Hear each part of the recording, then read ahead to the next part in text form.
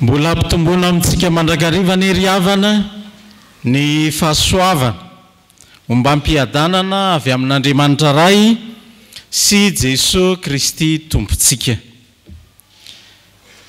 Ny tenin'Andriamanitra izay andraisantsika ny afatra amin'izao jobily fankalazana an'Andriamanitra noho ny 520 taona izay niasana nanompoana an'Andriamanitra teo anivon'ny fikambanan'ny olona sy ny dekona izao dia izay voasoratra ao amin'ny Romanina 12 ny andininy 1:20 izay andeha iarahantsika mamaky riavana, iarahantsika mamaky mafy satria tsy ny dekona sy ny olona ihany no mandray izany tenin'Andriamanitra izany fa isika rehetra ihany koa indrindra ao anatin'izao aladin'ny sampanasa asa fitoriana ny filazantsara izao.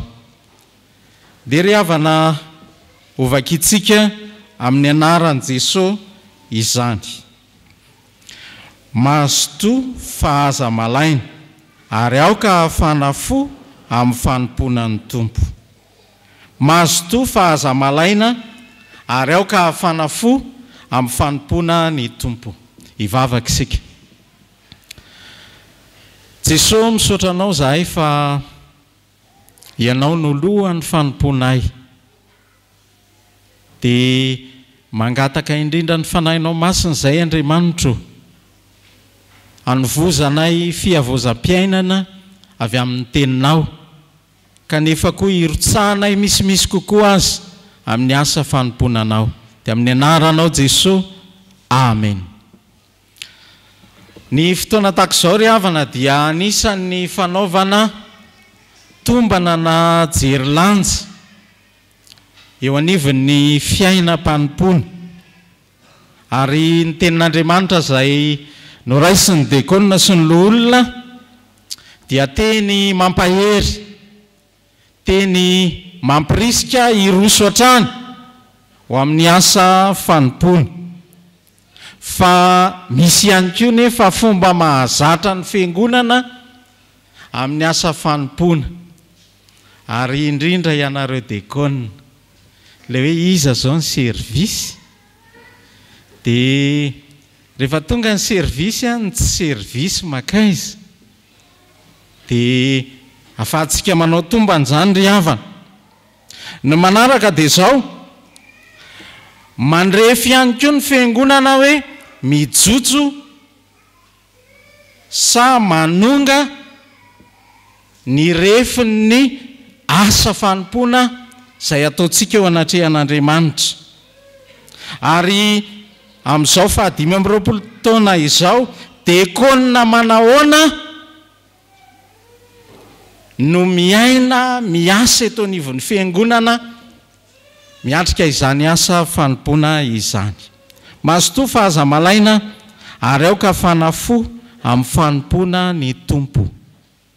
Ny toko 2:20 dia ampirisia Paoly, iantsony Paoly amelomana indray riavana ny fanoloran-tena ao anatin'ny mpanompon'Andriamanitra. Dia ho raisintsika ny teny fohy hoe tanterao ny fanomponao. Izay no loha hevitra amin'ny tianantsika izao andiny soratra masina izao. Tanterao ny fanomponao. Zavatra anankitelo riavana no jerentsika. Ny voalohany tanterao ny fanomponao fa avy amin'Andriamanitra izany. Izay ny voalohany. Ny faharoa, tanterao tsara ao anatin'ny fiangonana ny fanomponao. Ary ny fahatelo, tanterao eo anivon'ny fiarahamonina ny fanomponao. Ny voalohany ary riavana dia ny hoe tanterao ny fanomponao fa aza malaina fa avy amin'Andriamanitra ny fanomponao. Tadio riavana fa fifidianana sy antso avy amin'Andriamanitra no niantsonantsika ho amin'ny asa fanompoana. Ary efa hatrany amin'ny andron'ny Abrahama nisy izany fiantsony izany anatanteraka asa fanompoana. miala amin'ny toerana misy anao, miala amin'ny fomba misy anao, miala amin'ny zavatra mahazatra anao, fa mifindra amin'ny fanompona an'Andriamanitra. Ary izay fanompona izay dia anaovanao fanekena eo anatrehan'Andriamanitra. Ny fanekena ry havana raha mijery fotsiny tsika ao amin'ny Genesis 7:20 dia efa milaza sahady fa izay niantsoan'Andriamanitra antsika dia iombona am-piainana aminy. Raha mijery ny teny fototritsika amin'ilay hoe fanekena dia araka ny fiforonan'ny teny dia misakafo ny dikany.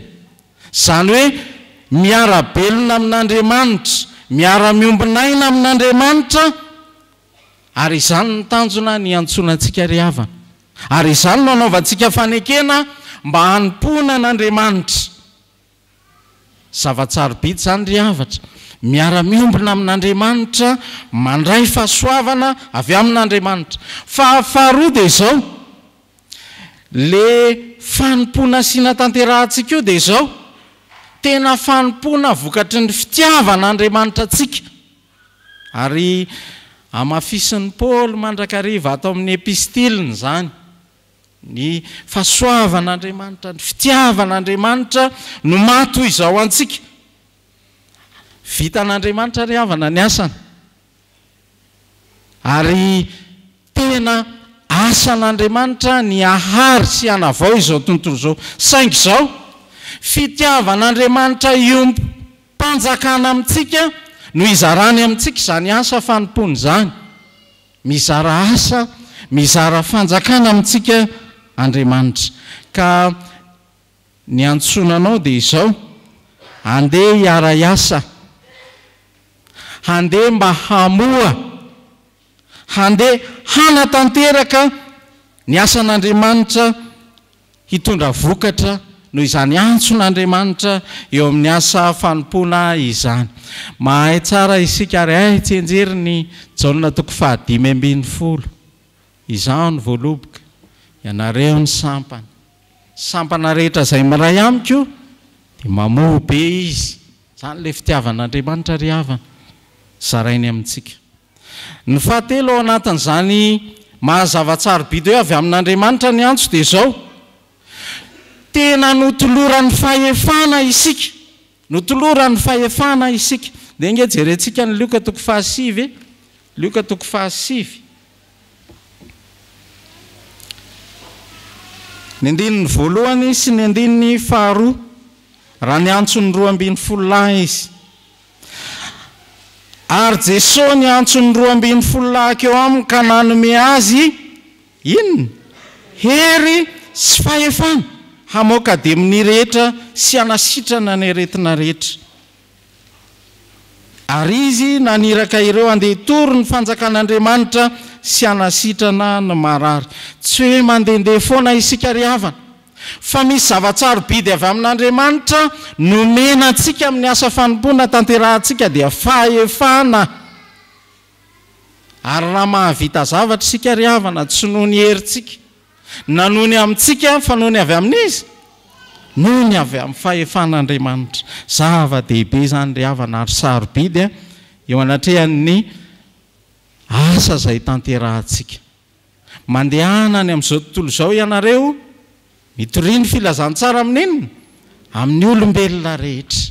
Izany hoe irana isika hanatanteraka asa eto amin'izao tontolo izao, ary hanana fahefana eo amin'izay asan'Andriamanitra tanterahantsika.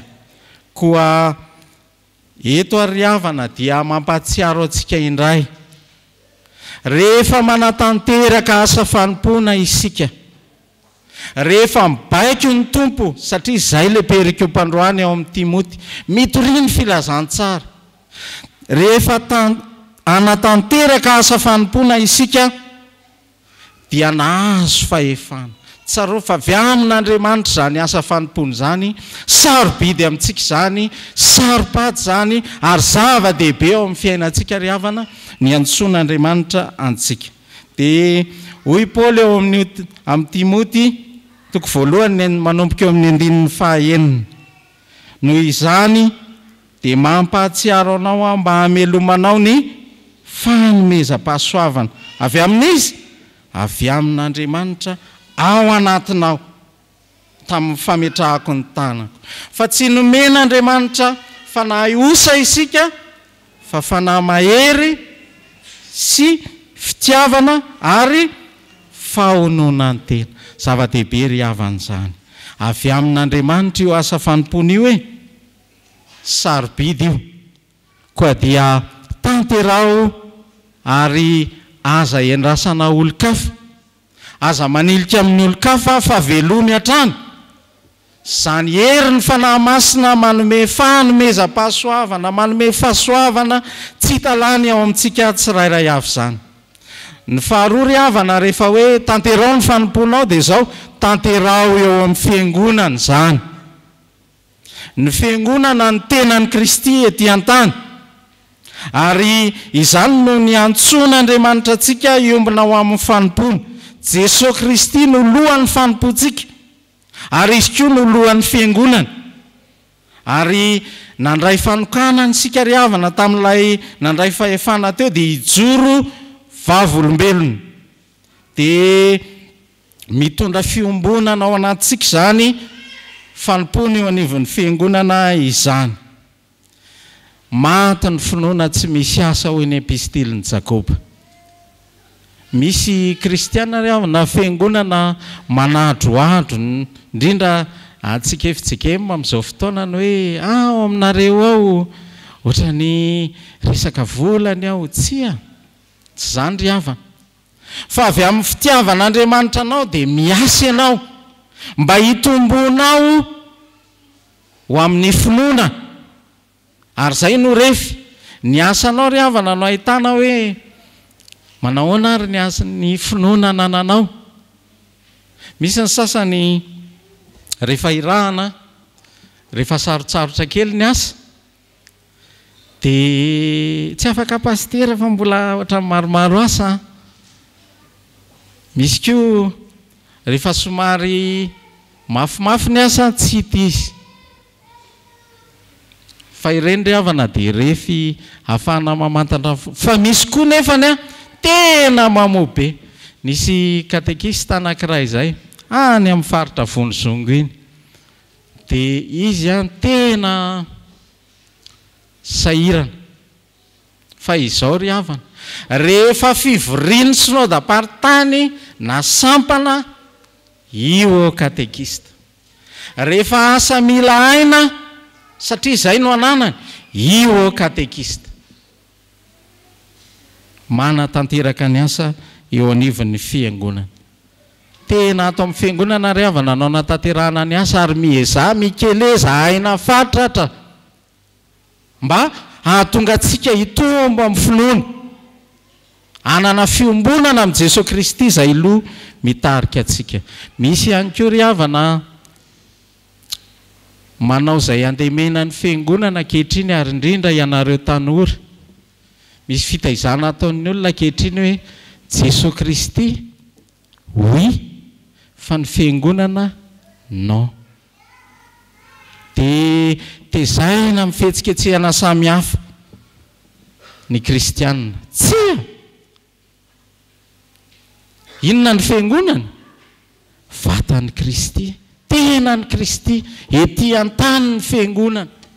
Zay vahanareo ety an-tany dia vahana ny an-danitra. Zava-dehibe ry havana ny asan'ny fiangonana. Ary zay no ifampizarana amin'ny dekona. Asa moa na misy ny fampizarana amin'ny faritra, fa tamin'ny fiangonana netiko taloha dia misy faritra efatra ao anatin'ny fiangonana. Misy an'izay mbola tadidiko volombavaka faharoa, fa tena mazoto ny dekona tamin'izany, dia mamangy, mitsidika, miaraka amin'ny mpitandrina. Zay tokoa moa le fanekena hoe ho nama mpitandrina, tena mazoto. Fa misy faritra anankiray rehefa tena mila dekona ianao dia mitalao mihitsy, andao rea, andao rea. Dia ala atao ren'izay dia ozy zany verina mianatra indray aloha tsika, andao hiofana indray ny amin'ny hoe asa fanompona. tena mahazo fahazamalaina ry havana. Tanterao ato anatin'ny fiangonana ny asa fanomponao fa izany no nandrahan'Andriamanitra anao. Inona moa ry havana anao anatanterahana an'izany? Asa teny vavaka. Reo no ataontsika ato amin'ny fiangonana, asa tenin'Andriamanitra vavaka. Diakona dia milona amin'ny tenin'Andriamanitra. Inona moa ny fanekena voalohany diakona? Tena soratra masina, izay ny voalohany. Eo ny vavaka izay iombonantsika, ary ny farany ny asa. Ary izay no ampirisihana antsika ataovy ny asa eto anivon'ny fiangonana. Fahatelo ry havana, ampirisihany Paoly ihany koa ny mpanompon'Andriamanitra dia izao: tanterao eo amin'ny fiarahamonina ny asa fanomponao. Tanterao amin'ny fiarahamonina ny asa fanomponao. Ny vinan'ny FJKM amin'izao fotoana dia ny hoe fitosy filazantsara ny nosy Madagasikara. Dia misy toy filazantsara manova ny tantara. Manao asa misiona isika ry havana. Isika izao zany mandimby ny asan'ny misionera. Ary ny fitoriana filazantsara atrehantsika amin'izao fotoana dia mivelatra amin'ny fiarahamonina. Izay ilay antson'ny mpahay hiraka hoe misiolojia holistika. Izany hoe mivelatra, mijery ny amin'ny fiarahamonina, mizara fiainana, ampifantoka ny fiarahamonina mba hanana famonjena an' Jesosy Kristy. Izay ry havana ny tena asantsika, mission hiraka izay hananantsika, omen'Andriamanitra antsika. Jerevy tsara ry havana fa eto dia tena izay mihitsy no an'Rahan'i Paoly, hanavao ilay fampianaran-diso ny fomba samihafa izay tsy mety eo amin'ny fiarahamonina. Anisan'izany ny fadifaty sy ny sisa, ahoana ny zao, ahoana ny sakafo, ahoana izany rehetrarehetra izany hidirantsika eo amin'ny fiarahamonina ry havana. Fa izao ny fiarahamonintsika dia difotra ao anaty olana sy vahaolana. Inona ny olana?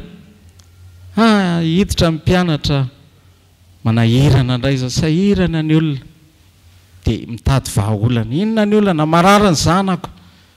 Dia iza mahita andeha ho any amin'ny dokotera aloha. Izay no ao an-tsaina voalohany. Inona ny olana?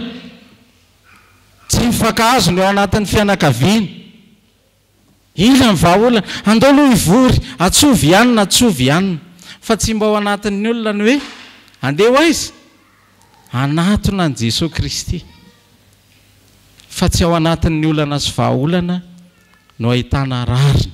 Jesosy Kristy no fiainam-baovao an'izao tontolo izao. Ary izany ry havana ny tantarantsika protestanta, ary haintsika tsara ny tany amin'ny taona 500 tany ho any, ny tantaran'i Genève, dia tena tahaka izany. Tototra ao anaty olana sy vahaolana ny fiainan'ny fiarahamonina. Fa zao rehefa niditra ny fanitsim-pivavahana dia tena nandroso tafapakatany amin'ny fiarahamonina ny fampandrosoana. Dia ampirisihana antsika kristianina, aza malaky mitsikera, aza malaky raha zao ianao voaketsy dia mahita etsy amin'ilay zordi retsy, mahita olona mitsindroka dia ahoana ny fihetsika ao? Manao hoe dain ve? Dain? Tiana io varimasaka io ve no hoaniny? Fa olombelona tian'Andriamanitra ireny ry havana. Ary andrana antsika diakonina izany, satria faritra nomena antsika. Mikeleza aina, aoka hafana fo, aza malaina. Fa mba midira koa amin'ireny ny angaran'ny fiarahamonina ho isika, mila vonjy eny an-tsisin'ny fiarahamonina ireny. Dia ireny indray no avy ireno mba hanana an' Jesosy Kristy. Ary izay ry havana aza kivikivy fa ny fiarahamonina no tena ny rahan'i Kristy antsika. Engany ho amintsika izany teny izany. Hanao sarobidy izany asan'Andriamanitra izany indrindra ho anareo diakonina amin'izao 5 amby 20 taona ho avy izao indray. ampirehetondray ny antso miredareda hanompo an'Andriamanitra. Ampirehetondray ny fahafahana manompo an'Andriamanitra eto anivon'ny fiangonana iroso amin'ny tsaratsara kokoa, ary idiro ny fampianarana ny fiarahamonina, ampianaro hanana ny Kristy, aina miaraka amin'ny Kristy. Fa raha mahavita izany tsika ry havana dia andraisana fifaliana zany, andraisana fifaliana zany.